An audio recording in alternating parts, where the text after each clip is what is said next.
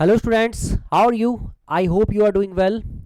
बच्चों, time speed and distance का एक बहुत ही शानदार कॉन्सेप्ट है, रिलेटिव स्पीड का कॉन्सेप्ट है। किसी बच्चे ने मुझे डाउट सेशन में ये पूछा था। मुझे लगा ये कॉन्सेप्ट लेकर मैं सबके सामने आऊँगा ताकि इस बेसिस पे, रिलेटिव स्पीड पे जितने भी तरह के क्वेश्चंस हो उसे करने में आपको मदद मिले। ठीक है, आइए चले हम लोग इस कॉन्सेप्ट को डिस्कस करते हैं। ज़रा देखिए, a train departs from Meerut at 6 o'clock in the morning and reaches Delhi at 10:30 o'clock in the morning. And another train departs from Delhi at 8 o'clock in the morning and reaches Meerut at 11:30 o'clock in the morning. At what time will they meet each other? मतलब सीधा सीधा है कि एक रेलगाड़ी मेरठ से 6 बजे सुबह चलती है और 10:30 बजे सुबह पहुंचती है, और दूसरी रेलगाड़ी दिल्ली से 8 बजे चलती है और मेरठ 11:30 बजे पहुंचती है। ठीक, तो दोनों रेलगाड़ियां एक दूसरे से कब मिलेंगी? तो दोनों रेलगाड़ियां एक दूसरे से कब मिलेंगी, ये है क्वेश्चन। अब इस तरह का जो सवाल है ना, इस तरह के सवाल में एक बहुत अच्छी बात क्या है पता है, कि इसमें आपको एजम्पशन से चीज़ों को करना पड़ता है। और इसमें आपको, जैसे यहाँ पे क्या हुआ, दो टाइमिंग्स दे रखा है, ना तो आपको स्पीड के बारे में कुछ इन्फॉर्मेशन है, ना तो आपको टाइम के बारे में कोई इन्फॉर्मेशन है। तो आप क्या करोगे, इस तरह के क्वेश्चन को कैसे हैंडल करोगे? आओ ज़रा चेक करें, देखते हैं। ठीक है, अब मैं सबसे पहले यहाँ पे एक काम करता हूँ, एक डिस्टेंस बना लेता हूँ। ये डिस्टेंस के बारे में कोई इन्फॉर्मेशन है नहीं मुझे, तो कहीं ना कहीं ये डिस्टेंस तो मुझे समझना पड़ेगा कि क्या होगा। जैसे मान लो कि ये मेरठ है और ये है दिल्ली। एक ट्रेन मेरठ से चलेगी, 6 बजे सुबह चलने वाली है, और एक ट्रेन दिल्ली से चलेगी और इसकी टाइमिंग होगी 8 बजे सुबह की। ठीक है, अच्छा, जो ट्रेन 6 बजे सुबह चली मेरठ से वो दिल्ली कब पहुंचेगी? 10:30 बजे, मतलब 10:30 पहुंचेगी दिल्ली, 10:30 AM। और जो ट्रेन दिल्ली से चली थी 8 बजे, वो मेरठ कब पहुंचेगी? 11:30 बजे, 11:30 AM। ठीक है, अब देखो, अब मैं यहां पे क्या देख रहा हूं, मेरठ से चलकर दिल्ली तक पहुंचने में 4.5 घंटे का समय लगा। अब मैं इस 4.5 घंटे को, और दिल्ली से चलकर मेरठ पहुंचने में 3.5 घंटे का समय लगा,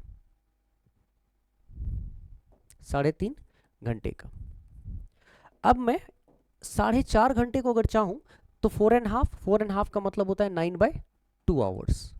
ठीक है, मैं ऐसे रख सकता हूं, और 3.5 घंटे को मैं 7/2 आवर्स ऐसे भी लिख सकता हूँ। मतलब ये कि मेरठ से दिल्ली पहुँचने में लगता है 4.5 घंटे का टाइम, और दिल्ली से मेरठ पहुँचने में 3.5 घंटे का टाइम, जिसे 9/2 7/2 हमने कर लिया।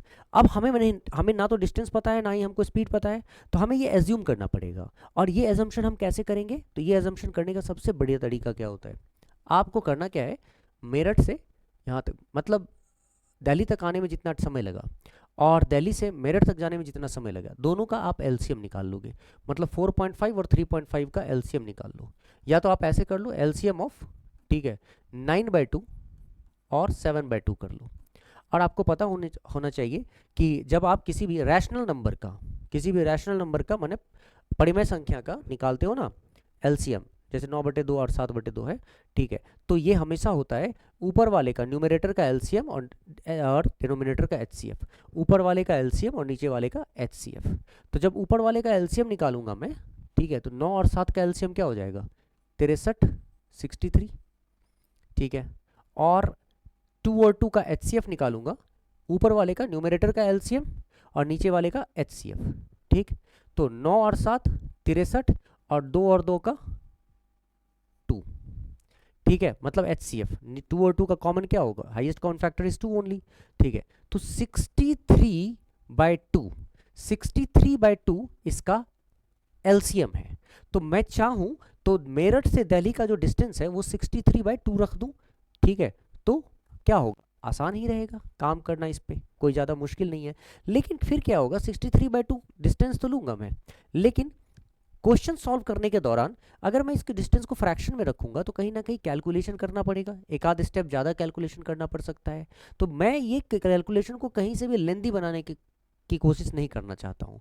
तो उसके लिए मैं सबसे बढ़िया दो तरीके हैं मेरे पास। या तो मैं एक काम करता हूँ, अगर ये 63/2 है तो मैं इसको 63 ही पूरा रख दूँ, यहाँ से यहाँ तक पूरा 63 ही रख दूँ, ये ठीक है। और नहीं 63 रखना चाहूँगा तो मैं यहाँ पे एक 0 रख देता हूँ और इसको 2 से काट दूँ तो 315। कहने का मतलब कुछ भी रखूँगा ना, हाँ जो भी रखना चाहूँगा वो 9/2 का मल्टीपल होना चाहिए, ठीक है।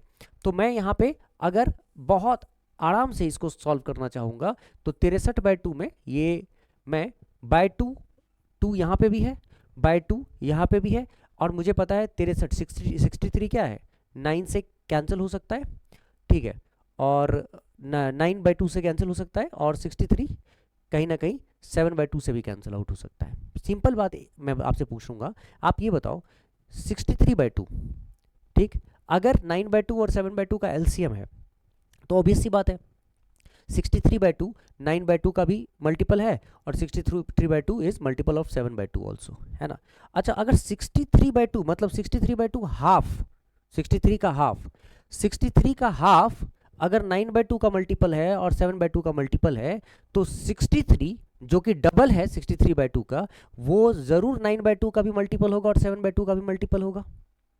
ये तो कंफर्म है ना कि जाहिर सी बात है कि अगर x/2, या फिर एक छोटा सा एग्जांपल देखो, अगर 10, हाँ 10 2 का भी मल्टीपल है और 5 का भी मल्टीपल है, तो 10 का अगर मैं डबल कर दूं इसको, ठीक है, डबल कर दूं तो 20 क्या होगा, 20 2 का भी मल्टीपल होगा, 5 का भी मल्टीपल होगा, वो कंफर्म है, होगा ही होगा। तो मैं एक काम करता हूं ना, मैं ऐसा कोई नंबर मानता हूं जो इजीली कैंसिल आउट हो जाए। तो 63/2 मैंने एलसीएम निकाला, लेकिन मैं जब यहाँ पे लिखूंगा ना मेरठ से दिल्ली का डिस्टेंस, तो मैं 63 किलोमीटर लिख देता हूँ, क्योंकि 63/2 मैं नहीं लिखना चाहता हूँ। मैं बाय 2 लिखूंगा तो हो सकता है कि जबरदस्ती का कैलकुलेशन थोड़ा सा एक आध स्टेप ज़्यादा करना पड़े, तो वो नहीं कर रहा हूँ मैं।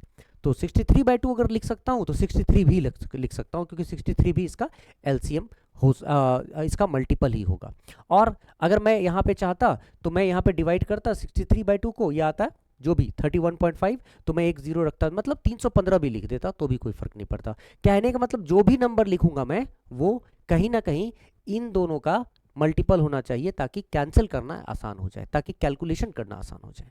अब मैं मानता हूं कि मेरठ और दिल्ली का डिस्टेंस है 63 किलोमीटर, और 63 किलोमीटर जाने में, 63 किलोमीटर जाने में अगर लगता है समय, 63 किलोमीटर जाने में, मेरठ से दिल्ली जाने में समय लगता है 9/2, तो बताओ किस स्पीड से ये ट्रेन गई होगी। तो ऑब्वियसली 63 किलोमीटर जाने में 9/2 लगता है, तो 9/2 को मैं ऊपर करूंगा तो किस स्पीड से ट्रेन गई होगी, 14 किलोमीटर पर आवर की स्पीड से ट्रेन गई होगी, 14 किलोमीटर पर आवर की स्पीड से, ठीक। और वापस आते वक्त दिल्ली से मेरठ आते वक्त, ठीक, लगता है 7/2 आवर्स। तो भाई साहब 7/2 आवर्स लगने का मतलब है कि 63 किलोमीटर कवर करने में 7/2 ऊपर चला गया, ठीक। तो इसको कितना, किस स्पीड से गई ट्रेन, तो 18 किलोमीटर पर आवर की स्पीड से उधर से ट्रेन आ रही है, ठीक है। तो जाते वक्त मेरठ से दिल्ली जाते वक्त 14 किलोमीटर पर आवर, और दिल्ली से मेरठ आते वक्त 18 किलोमीटर पर आवर। अब आपको समझना क्या है, डिस्टेंस भी आपको पता ही है, हाँ स्पीड्स भी आपको पता चल ही गया है ना। तो अब आपको देखना है कि ये जो ट्रेनें हैं वो आपस में कब मिलेंगी। तो यहाँ थोड़ा सा आपको समझना पड़ेगा कि जो ट्रेन मेरठ से चली थी ना वो 6 बजे सुबह चली थी, ठीक है, वो 6 बजे सुबह चली थी। लेकिन जो ट्रेन दिल्ली से चल रही है ना वो 8 बजे चल रही है। इसका मतलब ये हुआ कि 6 बजे से जो ट्रेन चली थी वो 8 बजे तक, हाँ पहले कुछ और डिस्टेंस तो इसने ट्रैवल पहले कर ही लिया होगा, है ना। 8 बजे से जब ये चलना शुरू करेगी तब तक 6 से 8 बजे तक 2 घंटे में इधर से मेरठ से चलने वाली ट्रेन कुछ डिस्टेंस ऑलरेडी ट्रैवल कर चुकी है। अब सवाल ये उठता है कि कितना डिस्टेंस ये ट्रैवल कर चुकी है, हम ये निकालना चाहेंगे कि ये कितना डिस्टेंस ट्रैवल कर चुकी है। तो इसको निकालने के लिए हम देखते हैं कि ये जो ट्रेन थी ना जिसकी स्पीड यहाँ पे S1 हमने निकाला 14 किलोमीटर पर आवर, ये चल रही है 14 किलोमीटर पर आवर की स्पीड से, और 6 से 8 बजे तक चली, मैंने 2 घंटे चली। तो ऑब्वियसली 2 घंटे में कितना इसने डिस्टेंस ट्रैवल किया होगा, तो 14 2 जा 28 किलोमीटर, ठीक है। तो 2 घंटे में 14 2 जा 28 किलोमीटर। तो 28 किलोमीटर डिस्टेंस तो इसने ट्रैवल पहले ही कर लिया, यहाँ से यहाँ तक 28 किलोमीटर डिस्टेंस ये ट्रैवल कर गई ये ट्रेन, और यहाँ पहुँच गई, मान लो इस प्लेस पे पहुँच गई, ये इस पॉइंट पे, और इस पॉइंट पे कितना बज रहा है, इस पॉइंट पे बज रहा है 8, ठीक है, 8 AM, मतलब 8 बजे एक ही ट्रेन ने ट्रैवल किया, और 8 बजे तक एक ही ट्रेन ने ट्रैवल किया, और 28 किलोमीटर ट्रैवल कर गई ट्रेन, ठीक है। तो अब आपको समझना पड़ेगा कि अब जो डिस्टेंस बचा, 8 बजे उस ओर से जो ट्रेन आ रही थी वो यहाँ पे पहुँच गई और ऑलरेडी 28 किलोमीटर ट्रैवल कर चुकी है, तो अब जो डिस्टेंस बच गया ना बच्चे, ठीक है, वो है यहाँ से यहाँ तक 35 किलोमीटर का। मतलब ये पूरा डिस्टेंस इस पॉइंट से जहाँ पे ये ट्रेन, मेरठ से आने वाली ट्रेन जो 6 बजे सुबह चली थी, वो 2 घंटे चलती रही और 2 घंटे में 28 किलोमीटर कवर किया, क्योंकि वो 14 किलोमीटर पर आवर की स्पीड से चल रही थी। तो अब जो बचा वो 63 - 28 35 किलोमीटर बचा। लेकिन इस 35 किलोमीटर को अब ये ट्रेन अकेले नहीं कवर करेगी। 8 बज रहे हैं ना, ठीक है, 8 बज रहे हैं, तो ये ट्रेन अकेले नहीं कवर करेगी। ये ट्रेन अपनी स्पीड से 14 किलोमीटर पर आवर की स्पीड से आगे की ओर जाएगी, दिल्ली की तरफ जा रही है। लेकिन ठीक दिल्ली से, चूंकि 8 बज रहे हैं, तो दिल्ली से भी जो ट्रेन है वो भी अब चलना शुरू करेगी, and towards where, Meerut. So the train from Delhi will, it's the time for train from Delhi to steam off at 8 AM towards Meerut.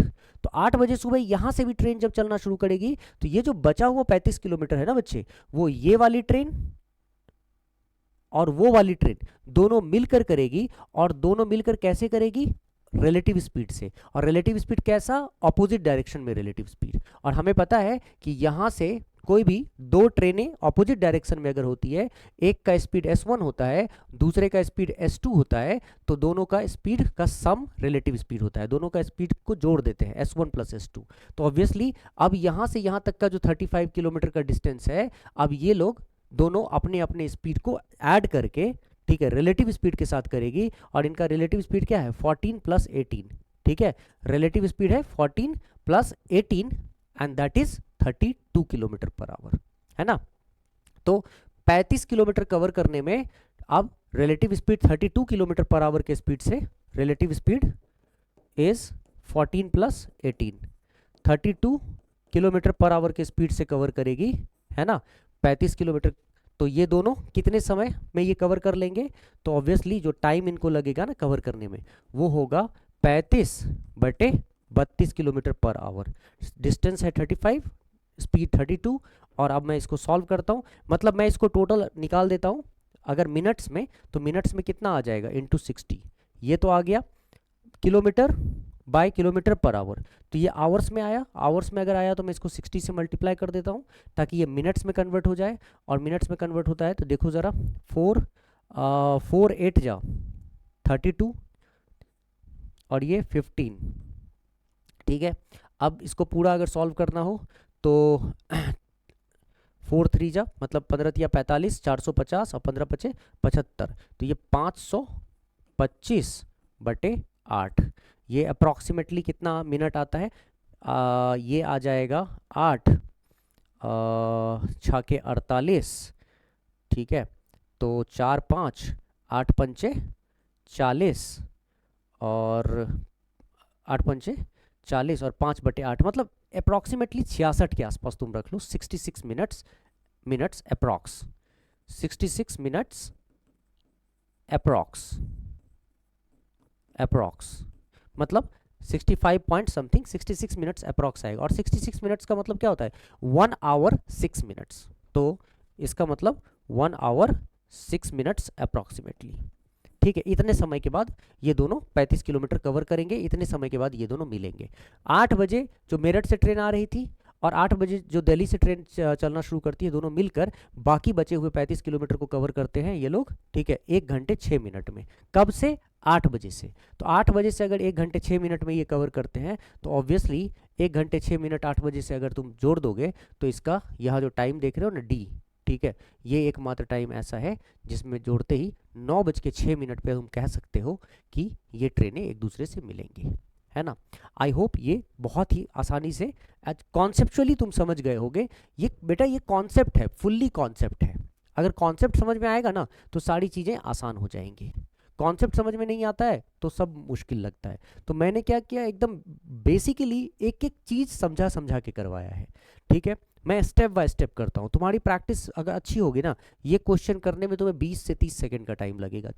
चलो बहुत ज़्यादा बुढ़ मतलब तुम्हारी कैलकुलेशन भी बहुत अच्छी नहीं होगी ना तो भी, और कॉन्सेप्ट ठीक होगा तो भी मैं कहता हूँ कि किसी भी हाल में ये क्वेश्चन 1 मिनट 45 सेकंड से कम में ही सॉल्व होगा, अगर तुम थोड़ा सा भी तुम प्रैक्टिस करके जाते हो तो। ठीक, तो इस तरह के क्वेश्चन को करो और फिर से मैं अगले वीडियो में एक नए कॉन्सेप्ट के साथ आऊँगा। तब तक के लिए वेट करो। ठीक है, ऐसे ही सीरीज में हम चलते जाएंगे और ज़बरदस्त प्रिपरेशन करने वाले हैं।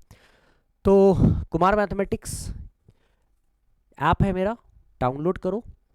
बहुत शानदार ऐप है, मज़ेदार है। और अपने दोस्तों को हमारे कुमार मैथमेटिक्स यूट्यूब के चैनल के बारे में, टेलीग्राम चैनल के बारे में हर तरह से ये बताओ, क्योंकि इस पर तुम्हें हर तरह के कंटेंट जो तुम्हारे प्रिपरेशन के लिए ज़रूरी होगा वो मिलेगा, ज़बरदस्त तरीके से मिलेगा। तो just join me. Thank you so much guys, take care, see you. मिलते हैं नेक्स्ट सेशन में, नेक्स्ट कॉन्सेप्ट, नेक्स्ट क्वेश्चन के साथ, maybe full concept and so many questions के साथ। तब तक के लिए बाय, जय हिंद।